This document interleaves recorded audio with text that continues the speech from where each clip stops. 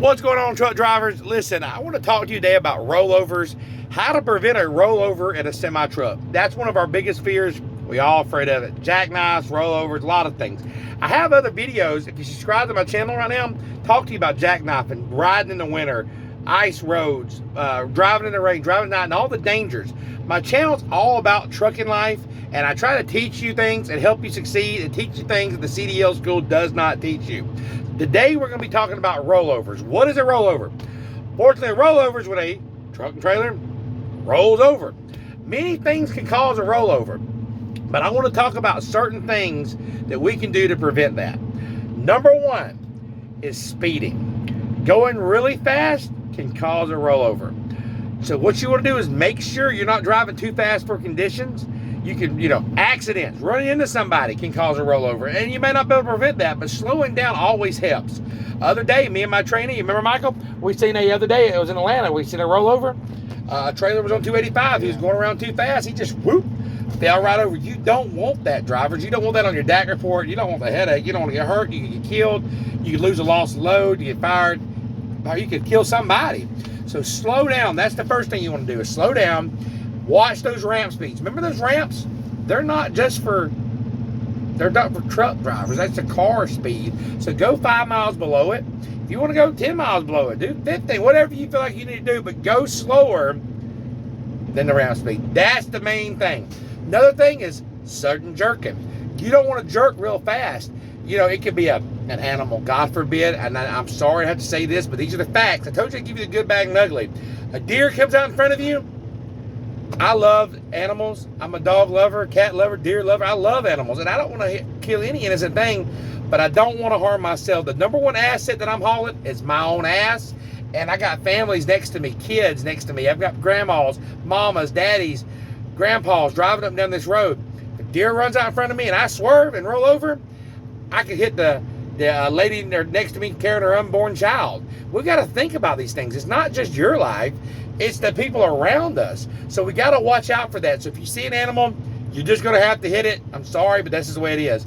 I always say drive smooth. When I say drive smooth, there's no sudden braking, no sudden acceleration, no sudden jerking. Watch this next clip real quick. There's many ways to prevent rollovers of the truck, but watch this driver. This car, what he does, it's four-wheeler, comes around this truck. Watch him to the right. He's going to come around, and when he does, the driver panics, and he jerks the steering wheel. Drivers, train yourself not to do this. Watch. There he goes. Jerks it. Car keeps going. Truck rolls over. Train yourself not to jerk the wheel, drivers. So you see how the guy could have prevented that. The car was coming around him. He jerks it. Flips right on over. So no sudden jerking, drivers. Now, there's things that we can get overloaded too heavy. That's why it's important that we weigh our loads. Now, there is instances that you can roll over and not be your fault. I want to talk about that too. There was a driver who worked for us. I work for the company I work for, not for me. And he rolled over.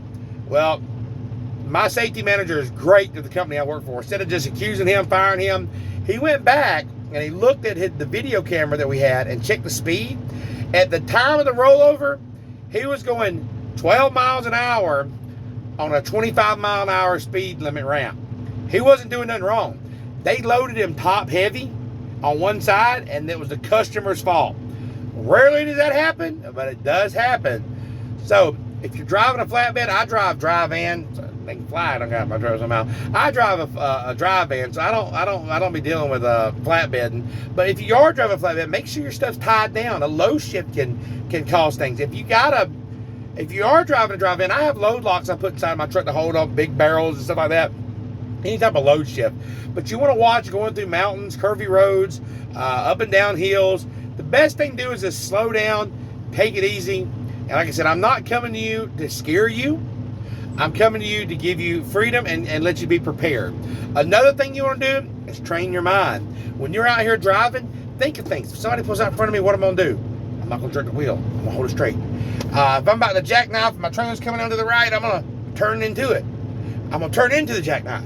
Oh, if I hit some ice, what am I going to do? I'm not going to hit my brakes. If you're constantly thinking like that, it'll be muscle memory will come into effect.